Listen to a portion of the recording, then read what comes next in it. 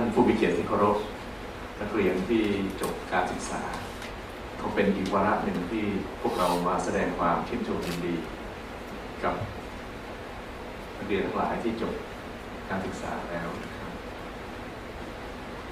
ปีนี้เรามีแขกผู้มีเกียรติมาหลายท่านโดยเฉพาะทางฝ้าหมอปรอแล้วก็แม่บ้านพ่อบ้านมาด้วยนะครับก็อยากจะกราบเรียนในวิธีคิดของคุณสุภชัยกับคุณสมวนศรีสักนิดเป็นการทำกุศลโดยมองว่าต้องให้เกิดประโยชน์สูงสุดแก่ผู้ที่จะได้ประโยชน์จากการกุศลครั้งนี้วิธีคิดอย่างนี้เนี่ยมีไม่มากส่วนใหญ่เมื่อเราจะทำบุญเนี่ยเราก็สักแต่ว่าใส่ซองแล้วก็ใครจะไปทำอะไรก็เชิญ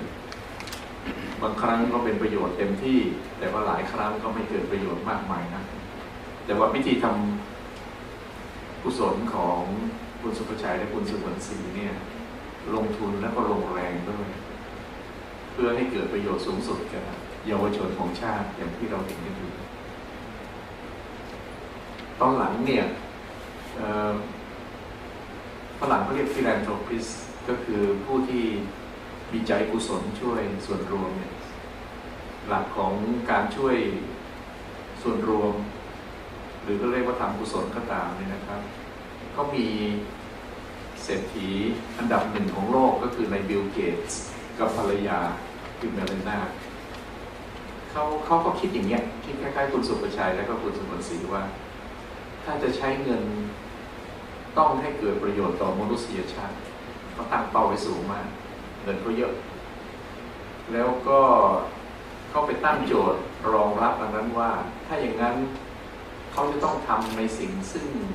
สองเรื่องด้วยกันอันที่หนึ่งคือไปทำให้คุณภาพชีวิตของคนจำนวนมากเนี่ยดีขึ้นและอันที่สองคือไปลงทุนวิจัยในเรื่องวัคซีนก็ดีหรือว่ายาก็ดีสำหรับช่วยโรคที่ฆ่าชีวิตมนุษย์มากที่สุดเพื่อจะได้เซฟไลฟ์มากที่สุดช่วยชีวิตมากที่สุดในข้อแรกเนี่ยในเรื่องว่าจะทำไงให้คุณภาพชีวิตดีเนี่ยเขาถึงกับลงทุน ICT System กับประเทศเลยทั้งประเทศโดยเฉพาะที่ควบคู่ไปกับระบบการศึกษาอย่างในอเมริกาใต้ก็ประเทศเปรูก็ได้ประโยชน์จากอันนี้ไปนะครับคือลงทุนกันทั้งประเทศเลยว่าเอา ICT เนี่ยเข้าไปโรงเรียนไม่ว่าจะอยู่ในเมืองเล็กเมืองใหญ่นักเรียนกับครูเนี่ยก็ได้เข้าสู่ระบบความรู้ระบบปัญญาทั่วโลกได้เหมือนกันอย่างนี้เป็นต้นก็ลงทุนมากส่วนข้อ2ลงทุนเพื่อช่วยชีวิตคนเนี่ยเขาก็ลงทุนเรื่องวิจัยวัคซีนของมาลาเรียแล้วก็วิจัยโรคเอดส์อะไรพวกนี้เป็นต้นเพราะว่าคนทั้งโลกเป็นกันเยอะมากแล้วตายกันมากมายเป็นไม่รู้กี่ล้านเพราะฉะนั้นเขาอยากจะช่วยมากๆเลยวิธีคิดอย่างนี้ทำให้เศรษฐีเบอร์2ของโลกก็คือวอร์เรน บัฟเฟตต์ซึ่งจริงๆก็มีมูลนิธิในชื่อของเขาแล้วปกติเขาได้เงินเนี่ยเขาจะวอร์เรน บัฟเฟตต์ก็เป็นอีกคนหนึ่งที่น่าสนใจนะครับเป็นเศรษฐีเบอร์2ของโลกแต่ว่าบ้านที่ยังอยู่กับเมียเนี่ยเป็นบ้านหลังที่อยู่ตั้งแต่แต่งงานมาแล้วก็ไม่เคยรถก็ไม่เปลี่ยนรถที่ใช้10 กว่าปีรถที่พอธรรมดาเนี่ยเขาจะไม่เอาความรวยที่เขาทำได้เขาบอกต้องคืนทั้งหมดแล้วตอนหลัง2 คนเนี่ยมาเพรสว่าสิ่งที่หาเงินได้มา100 บาทจะต้องคืนสังคม99 บาทแต่เงินเขาเยอะนะไอ้ 1% เขาได้เยอะแยะละนะครับเราไปเปรียบเขาไม่ได้นะครับเราต้องยังต้องดูแลตัวเองดูแลครอบครัวด้วยแต่ว่าอันนั้นคือวิธีคิดวอร์เรน บัฟเฟตต์บอกว่ามูลนิธิที่ในชื่อของวอร์เรน บัฟเฟตต์เนี่ยเมื่อบริจาคไปแล้วทำประโยชน์ไม่เท่ามูลนิธิของบิลเกตส์เพราะนั้นมีอยู่ปีหนึ่งเมื่อกำไรแล้วก็เลยแทนที่จะเอาเงินกำไรเข้ามูลนิธิตัวเองไปเข้ามูลนิธิของบิลเกตส์ท่านทั้งหลายอยู่2 แถวนี้ถ้าอยากจะทำบุญก็เข้ามูลนิธินี้ได้นะที่พูดอย่างนี้เพราะว่าขณะนี้เศรษฐีใหม่ของอินเดียกับจีนเนี่ยก็ดูเศรษฐี2 คนเนี่ยคือบิลเกตส์กับวอร์เรน บัฟเฟตต์ตอนนี้มีคนรวบรวม มูลนิธิการกุศลที่เศรษฐีใหม่ของอินเดียกับจีนตั้งขึ้นมาแล้วก็พยายามจะให้เกิดประโยชน์ต่อประชาชนทั่วไปเมืองนอกเนี่ยเวลาเขาคิดอะไรก็คิดอะไรที่แปลกๆใหม่ๆแต่ก็เป็นเรื่องเป็นราวเลยนะตอนหลังก็จะมีกระบวนการอีกการหนึ่งเขาเรียกว่าเป็นโซเชียลบิสเนสกันนะโซเชียลไฟแนนซ์โซเชียลอะไรกันนะเป็นการหาเงินแบบธุรกิจแต่ไม่มีผู้ถือหุ้นกำไรทั้งหมดให้กับส่วนรวมให้ทำประโยชน์ทำสาธารณประโยชน์นะเป็นโซเชียลเอ็นเตอร์ไพรส์อย่างที่เรารู้กันนะครับในอังกฤษในสแกนดิเนเวียในอเมริกาเหนือก็เฟื่องฟูมากวิธีคิดแบบนี้นะครับกำไรไม่ได้ไปกลับไปสู่ shareholders แต่ว่ากำไรเนี่ยกลับไปสู่ public interest นะส่วนว่าบริษัทจะตั้งขึ้นมาเพื่อหาเงินไปทำอะไรก็แล้วแต่จะตั้งปฏิฐานกันเองก็ที่เล่าให้ฟังอยากจะให้นักเรียน100 กว่าคนที่จบวันนี้ว่าวันหลังเนี่ยพวกเธอก็คงจะมีอาชีพการงานแล้วส่วนหนึ่งที่ได้จากการเป็นนักเรียนทุนของกรุงไทยการไฟฟ้าก็คือการรู้จักวางแผนใช้เงินการรู้จักออมเงินและเมื่อเติบใหญ่ขึ้นมามีครอบครัวเรามีการวางแผนใช้เงินแล้วก็ออมเงินเนี่ยเงินที่ออมได้เนี่ยแน่นอนก็ต้องดูแลครอบครัวตัวเองแต่อยากให้แบ่งใจสักส่วนหนึ่งว่าขอให้มีส่วนหนึ่งเนี่ยเราเอาไปทำประโยชน์แก่ส่วนรวมด้วยแล้วถ้าทุกคนทำได้เนี่ยนะครับปีหนึ่งมีนักเรียนจบหลายร้อยคน10 ปีก็อาจจะเป็นพันแล้วก็ขยายไปเรื่อยๆเนี่ยวันหลังเราก็จะมีคนซึ่งได้รับการศึกษาคนซึ่งมีอาชีพคนซึ่งหาเงินหาทองได้คนซึ่งช่วยครอบครัวตัวเองได้แล้วก็ยังช่วยสังคมได้ด้วยเราก็จะมีคนช่วยสังคมเยอะแยะเลยในบ้านเราและถ้าเป็นอย่างนั้นได้เนี่ยคุณพ่อสุภชัยคุณแม่สมนศรีก็จะดีใจเยอะมาก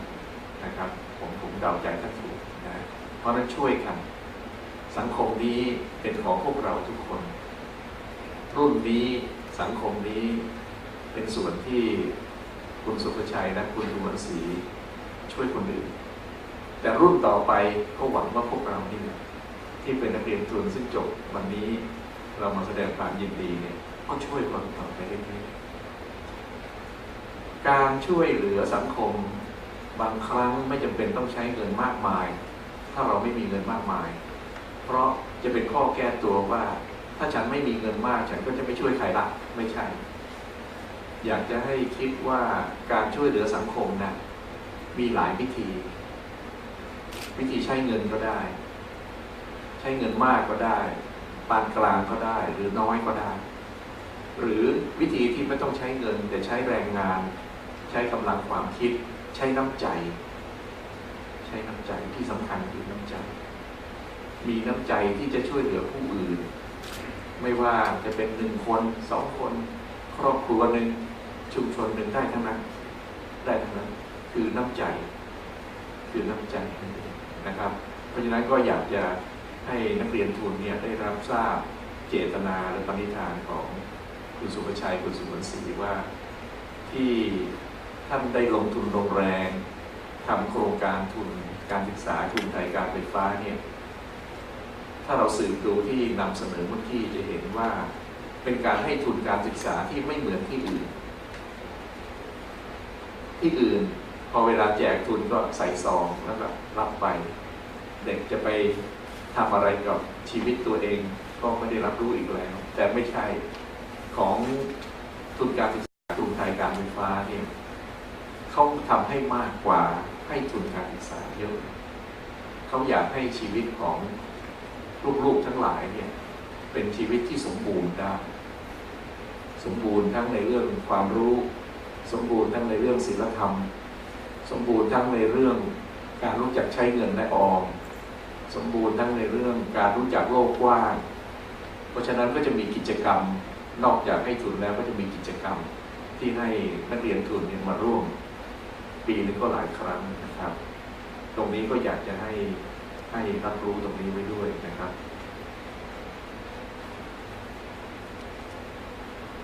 จริงๆตอนนี้ก็อายุ20 กว่าต้นๆส่วนใหญ่ก็20 กว่าต้นๆแล้วก็ชีวิตข้างหน้านี่ก็ยังมีอีกมากไม่ว่าจะเป็นเรื่องของการทำงานการเรียนต่อการที่จะต้องมีครอบครัวแล้วก็อื่นๆอีกเยอะเลยการใช้ชีวิตที่ว่าเนี่ยถ้ามีหลักคิดหลักชีวิตไว้ก็จะดีไม่หลงทางหรือว่าไม่ตกข้างทางไปแล้วก็เสียผู้เสียคนไปก็อยากจะให้ทุกคนเนี่ยศึกษาในเรื่องหลักชีวิตหลักคิดเนี่ยให้ดีหลายคนก็นับถือศาสนาพุทธบางคนก็อาจจะนับถือศาสนาอิสลามบางคนก็นับถือศาสนาคริสต์ทุกศาสนาดีหมดเลยสอนให้เป็นคนดีหมดมีคนไปศึกษาพระไตรปิฎกคัมภีร์ไบเบิลมหาคัมภีร์กุรอานก็พบว่าที่จริงศาสนาของทุกศาสนาเนี่ยสอนเรื่องหลักๆไว้3 เรื่องด้วยกันคือ1 เรื่องความสัตย์ความจริงไม่มีศาสนาไหนสอนให้ศาสนิกชนของตัวเองโกหก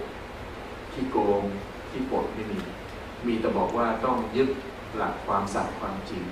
เพราะตรงนี้ก็เป็นหลักคิดหลักของการดำรงชีวิตได้คำไทยคำภาษาไทยเราเนี่ยมีภาษิตโบราณว่าซื่อกินไม่หมด